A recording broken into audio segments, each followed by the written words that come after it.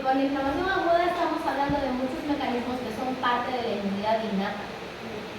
Los epitelios, las células dendríticas, los mastocitos, todos estos residentes, los mismos neutrófilos. Ellos van y asesinan porque sí, ¿no? No es una respuesta especializada. En la inflamación crónica empiezan a verse una serie de eventos en los cuales el sistema inmune con los linfocitos va a empezar a presentar antígenos. O sea, no es solo comer por comer, sino van a comer, pero de una forma un poquito más inteligente. ¿Qué van a hacer? Yo te como, pero le voy a decir al linfocito B que ya te conozco, para que el linfocito B sea capaz de elaborar algunas sustancias de memoria, las inmunoglobulinas, para que la próxima vez que te aparezcas, te ataquemos con mayor facilidad. Entonces, hasta la inflamación aguda se han puesto, como les digo, muchos mecanismos en juego de la inmunidad innata. En la inflamación crónica ya vamos a ver algunos tipos de respuesta más especializada, ¿ya? ¿Por qué sucede la inflamación crónica?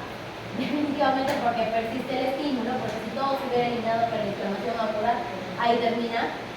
Porque hay enfermedades por hipersensibilidad, ya lo vamos a revisar en el tema de inmunopatología, ¿no? En el cual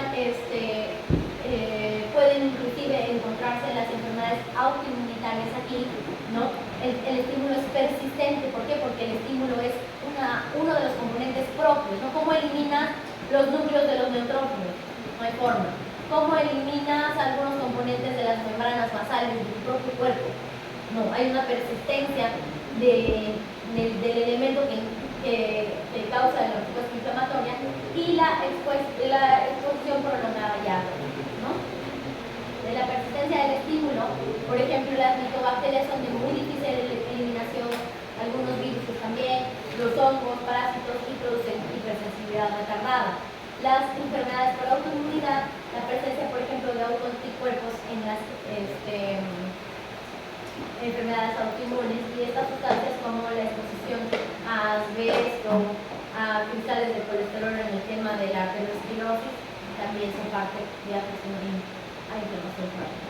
A diferencia de la inflamación aguda, donde los personajes eran los neutrófilos, ¿qué personajes? ¿No? Eran los neutrófilos, aquí son los macrófagos y los linfocitos T y los linfocitos B. Algunos mastocitos también y los eos y neófilos.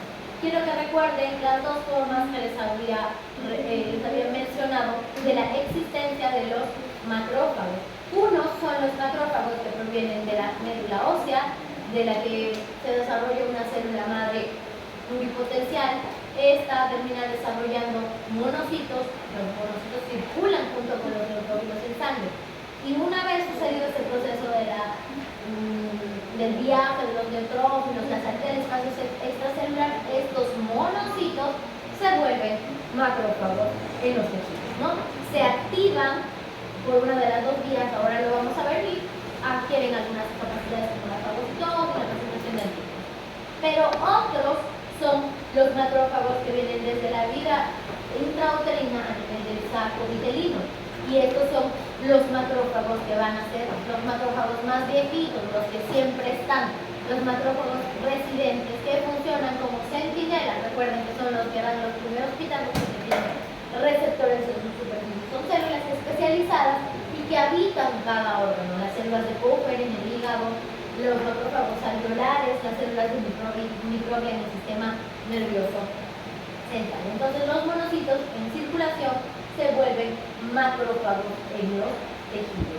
¿Cómo se vuelven y cómo es que adquieren estas capacidades? A partir de la activación de los macrófagos. Presten mucha atención, por favor, a esto, porque de los dos tipos de activación de los macrófagos, el resultado es que son dos macrófagos diferentes que van a cumplir funciones bastante diferentes, ¿no?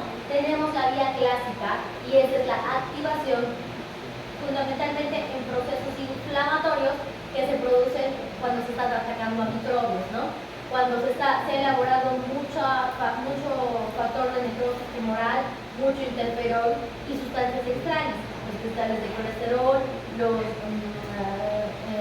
los cristales de ácido úrico. ¿Qué hacen? En medio de esta exposición, fundamentalmente a interferón, el macrófago madura, el histiocyto que proviene del monocito madura, lo que hace es ensanchar mucho más su citoplasma. ¿Por qué? Porque dentro de su citoplasma va a empezar a adquirir mayor cantidad de lisosomas y en estos producir enzimas bactericidas, enzimas con las que va a intentar comerse todos estos cuerpos extraños. ¿Y la que va a producir?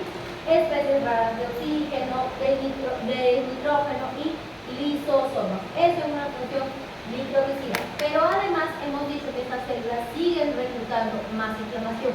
Y si me estoy activando al macrófago por la vía más inflamatoria, lo racional es que este macrófago siga produciendo más sustancias inflamatorias para seguir reclutando más células inflamatorias. Entonces lo que va a producir este macrófago activado de la forma clásica es más sustancias inflamatorias como la interleuquina 1, que si lo recuerdan era la que se daba el primer pintazo por los primeros macrófagos residentes, inclusive y la interleuquina 12 y la 23. Mientras que si el macrófago se activa en ambientes en los que hay mayor producción de interleuquina 4 e interleuquina 13, se está activando por una vía alternativa. Estos macrófagos no adquieren tanto citoplasma como los de la vía clásica, porque su función no es tanto comer a nadie. Son macrófagos más bien relacionados con la formación de sustancias antiinflamatorias y las de reparación.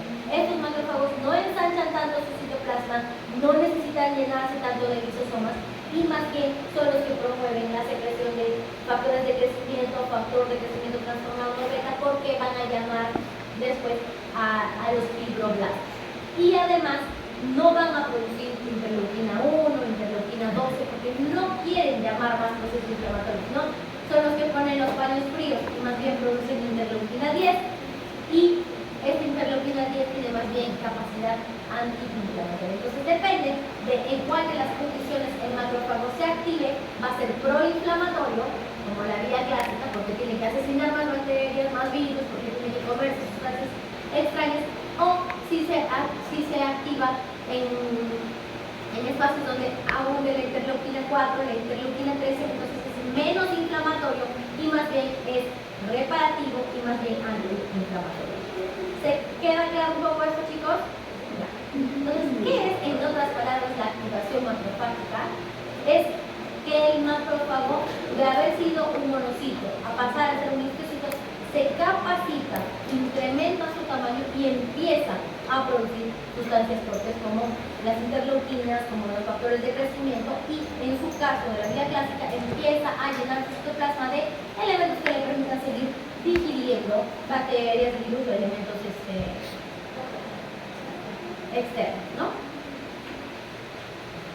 ¿Qué pasa con los macrófagos activados? Pues ellos son los que nos van a otorgar las clásicas imágenes, las características de la inflamación crónica granulomatosa. Un granuloma, chicos, no es otra cosa que una forma activa de proceso inflamatorio crónico en el que muchos macrófagos se asocian en una figura histológica en las que están pegaditos formando estas bolas prácticamente de macrófagos.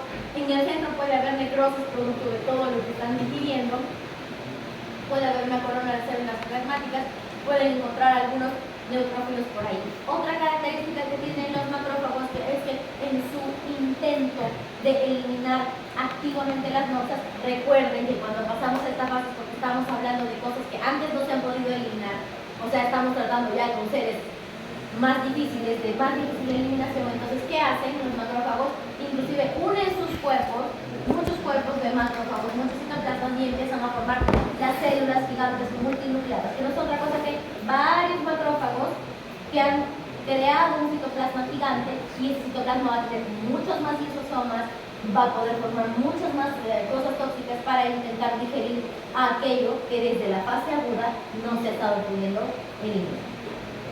Entonces vamos a tener el granuloma, así han mostrado a los histocitos.